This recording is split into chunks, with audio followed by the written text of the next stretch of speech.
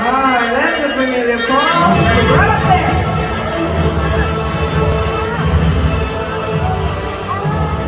Let's go for our white-bellied sea eagle. White-bellied sea eagles, they are the largest vertebrate shooting farm in Singapore. These birds, they have rough undersides on their feet, which allows them to hold on to slippery and struggling prey, like fish or even snakes. Now, in fact, these birds, they specialize in hunting for venomous sea snakes. So here with me, I have a run from such prey. Keep your eyes on him, because I'm going to toss this prey into the water, and he's going to snatch it from the surface of the water. It's going to happen pretty quick, okay? Alright, now you ready?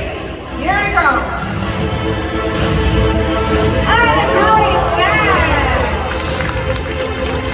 Now, for those of you who missed that, not to worry, we have it close up.